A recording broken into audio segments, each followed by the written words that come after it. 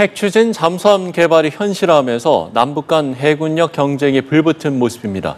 북한은 올해 5,000톤급 구축함을 2척 진수했는데요. 네, 그래도 이지스 구축함을 포함한 수상함 전력은 여전히 우리가 앞서고 있습니다. 현재 관심을 모으는 핵 추진 잠수함 건조 계획의 경우 북한이 먼저 추진을 했다는데요. 지성림 기자입니다. 우리 해군 무력에 비해 늘 열세였던 북한 해군력. 그랬던 북한이 올해 들어 5,000톤급 이지스 구축함을 2척이나 건조해 바다에 띄웠습니다. 우리 해군의 활동 수역은 영해에만 머무를 수 없으며 해군 전력은 반드시 원양해로 뻗쳐가야만 합니다. 더 나아가 북한은 5,000톤급 이상의 구축함을 매년 2척씩 건조해 해군에 인도한다는 계획도 공개했습니다. 북한은 2년 전에는 3,000톤급으로 추정되는 이른바 전술핵 공격 잠수함도 건조했지만 이 잠수함은 2년 넘게 운영을 못하고 있습니다. 북한의 이 같은 노력에도 수상함과 디젤 잠수함 분야에서는 우리가 여전히 우위에 있다는 평가입니다. 우리 해군은 지난 9월 두 번째 8,200톤급 이지스 구축함 다산 정약용함을, 10월에는 첫 3,600톤급 잠수함 장영실함을 진수했습니다. 하지만 바다의 게임 체인저로 불리는 핵 추진 잠수함 건조 계획은 우리가 북한보다 늦게 추진됐습니다. 한미 정상 간 합의로 한국의 원자력 추진 잠수함 확보는 기정사실화됐지만 사업 착수 시기는 아직 정해지지 않았습니다. 한 10여 년 정도 소요되기 때문에 지금 결정하더라도 30년대 중반 이후가 될 겁니다. 반면 북한은 2년 전부터 핵 추진 잠수함 확보를 공식화했습니다. 올해 3월에는 김정은 국무위원장이 조선소를 시찰할 때 핵 잠수함이라 주장하며 건조 중인 선체 모습을 공개했습니다. 내년 초로 예정된 노동당 9차 대회까지 완성하는 건 어렵겠지만 2031년에 열리는 10차 당대회 이전에는 핵잠수함 진수 행사를 열 거란 관측이 나옵니다. 북한이 러시아로부터 소형 원자로를 비롯한 관련 기술을 지원받을 경우 핵잠 건조 기간은 더 단축될 수 있다는 전망도 나옵니다. 연합뉴스TV 지성림입니다. 우리 정부의 핵 추진 잠수함 도입이 현실화하자 중국은 핵 비확산 의무를 언급하면서 다소 불편한 기색을 내비쳤는데요. 그러자 정부가 여기에 반박하는 입장을 냈습니다. 한중 정상회담에서도 관련 논의가 이루어질지 주목됩니다. 박수주 기자입니다. 한미 정상회담 끝에 우리 정부의 핵 추진 잠수함 도입 계획이 현실화하자 중국은 즉각 불편한 기색을 내비쳤습니다. 중국 외교부는 한미 양국이 핵 확산 방지 의무를 다해야 한다는 입장까지 내놨습니다. 中方希望韩美双方切实履行核不扩散义务，做促进地区和平稳定的事，而不是相反. 한국의 핵 추진 잠수함 도입이 핵 확산 방지 조약 NPT 위반이 될 수 있고 영내 군사적 긴장을 키울 수 있다는 겁니다. 다만 한중 정상회담을 앞두고 있어서인지 직접적 비난 대신 완곡한 표현으로 원론적 입장을 밝혔다는 분석이 제기됩니다. 이에 대해 우리 정부도 반박성 입장을 냈습니다. 외교부 당국자는 우리가 개발, 운용을 추진하려는 것은 재래식 무장 원자력 추진 잠수함이라며 NPT에 부합한다고 밝혔습니다. 이어 우리나라는 NPT 의무를 완전히 이행하고 있다며 핵 추진 잠수함 도입을 추진하며 NPT를 존중하고 국제원자력기구와 협조해 나갈 것이라고 덧붙였습니다. 핵 추진 잠수함 도입은 핵무기 보유와 무관하며 단지 핵 연료를 동력원으로 쓰겠다는 것인 만큼 문제가 없다는 취지입니다.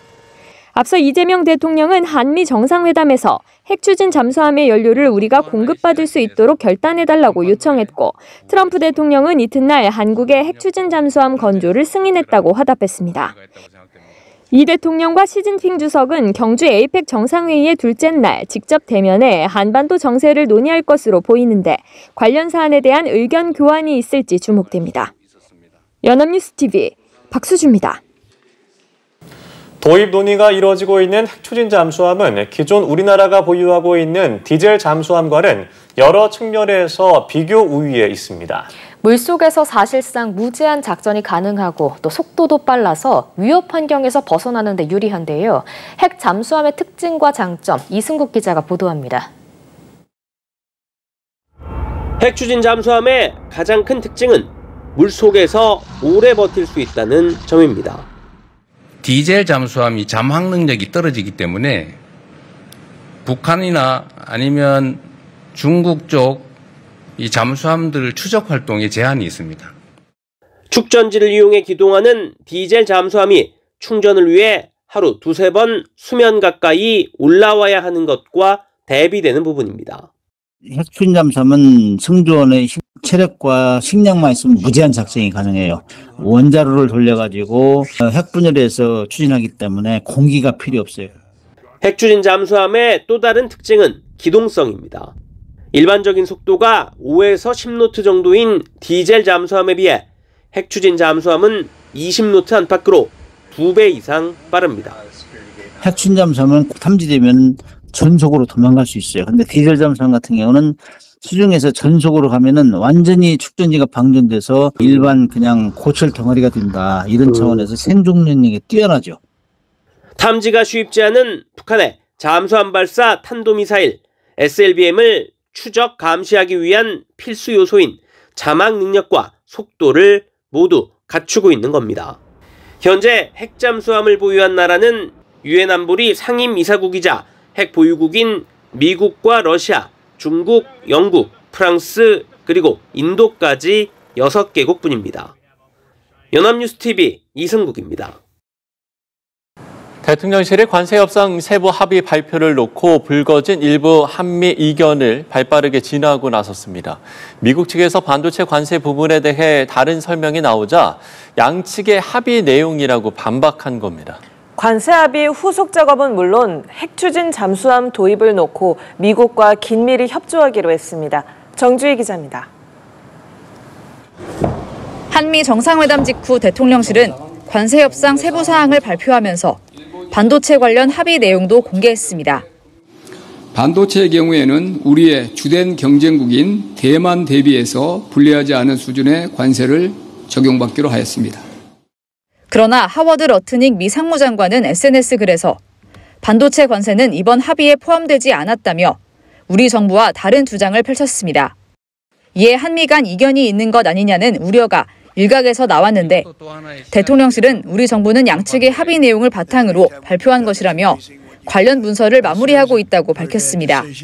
결국 러트닉 장관의 발언은 MOU 등 공식 문건에 포함되지 않는다는 의미일 뿐이라는 게 대통령실의 설명입니다. 반도체 분야에서 경쟁국인 대만과 동등한 입지를 확보해서 불확실성을 제거한 협상 결과다. 러트닉 장관은 한국이 시장을 100% 완전 개방하는 데 동의했다고도 언급했는데 대통령실은 이번 합의로 변경된 건 없다며 농축수산물 추가 개방 가능성을 닫았습니다. 이규현 홍보소통수석도 연합뉴스TV에 출연해 MOU와 관련해 큰 문제는 없을 것이라며 금방 만들어질 것이라고 전했습니다. 관세 협상 타결과 함께 이번 정상회담의 대표적인 성과로 꼽히는 핵추진 잠수함 건조를 놓고서도 대통령실은 후속 조치에 속도를 내고 있습니다. 우선 트럼프 대통령의 승인에 환영한다는 입장을 냈고 30여 년 동안 지속됐던 수건 사업이 이번에 풀렸다고 할 수 있습니다. 주변국들도 충분히 이해해 주실 거라고 생각합니다. 향후 추진 과정에서 미국과 긴밀히 협조하겠다고 강조했습니다. 연합뉴스TV 정주희입니다. 미국이 한국의 핵추진 잠수함 건조를 승인한 것은 최우방국인 영국이나 호주에도 주지 않은 핵심 기술을 제공하기로 한 것이라는 평가가 나옵니다. 한미 무역협상 타결과 관련해서도 긍정적인 평가가 나왔는데요. 신주원 PD가 전해드립니다. 미국의 핵 잠수함 기술은 미군이 보유한 가장 민감하고 철저히 보호되어 온 기술 중 하나입니다. AP통신은 도널드 트럼프 미국 대통령이 한국의 핵추진 잠수함 건조를 승인한 것은 극비로 유지해온 기술을 제공하기로 한 것이라고 평가했습니다.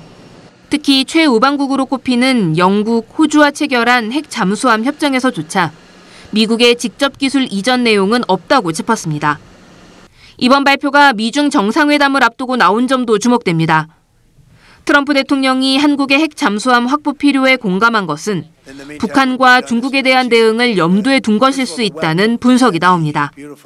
한미 무역협정과 관련해서도 외신은 일본보다 더 많은 양보를 얻어낸 주요 외교 성과라고 평가했습니다. 뉴욕타임스는 한국이 일본보다 더 많은 양보를 얻어냈고 전반적으로 덜 부담스러운 협상을 성사시켰다면서 이번 협상이 이재명 정부의 외교정책상 주요 성과라는 전문가의 발언도 함께 전했습니다. 월스트리트 저널과 블룸버그 통신 등도 이번 합의를 깜짝 성과로 평가했고 로이터 통신은 이번 협정이 무역 의존도가 높은 한국 경제의 불확실성을 해소할 것으로 기대된다고 전했습니다. 하지만 몇몇 항목에 있어 양국 간 설명에 차이를 보이고 있다는 지적도 나옵니다. 앞서 대통령실은 반도체 관세의 경우 경쟁국인 대만과 대비해 불리하지 않은 수준의 관세를 적용받기로 했다고 전했지만 하워드 러트닉 상무장관은 반도체 관세는 이번 합의의 일부가 아니라고 밝혔습니다. 러트닉 장관은 또 한국이 시장 100% 완전 개방에 동의했다고 언급했는데 이는 농산물 추가 개방을 막아냈다는 한국 측 입장과 상반되는 게 아니냐는 지적이 나옵니다. 하지만 한국 정부는 러트닉 장관의 언급은 이견 노출로 규정하기 어렵다며 심각하게 바라볼 일은 아니라고 설명했습니다.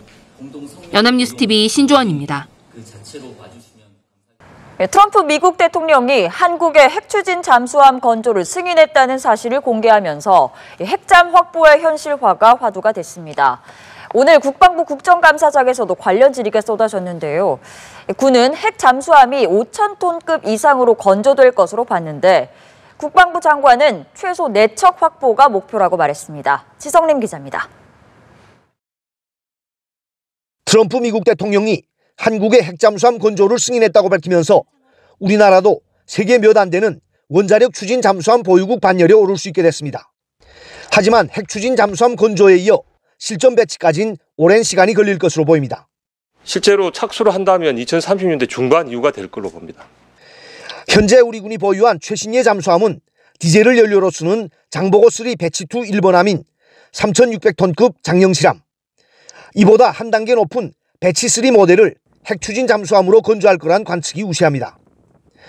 해군 참모총장은 핵잠수함을 건조할 경우 그 규모는 5,000톤급 이상이 될 것으로 내다봤습니다. 또 핵잠수함 연료에 대해선 우라늄 농축 정도는 20% 이하가 될 것이라며 평화적으로 사용할 수 있는 수준이라고 설명했습니다. 우리나라는 잠수함 건조 능력뿐 아니라 소형 원자로를 개발할 수 있는 기술 수준도 갖춘 것으로 알려졌습니다. 미래를 위해서 준비한 그런 기술들 이런 것들을 잘 활용을 하면 빠른 시간 내에 가능할 거라고 저희는 보고 있습니다. 안규백 국방부 장관은 핵잠수함 보유가 자주 국방을 위한 획기적인 터닝포인트라고 의미를 부여했습니다. 핵추진함 건조하면 한 몇 대 정도 생각하고 있어요? 최소한 4척 이상은 있어야 되지 않을까 싶은데요.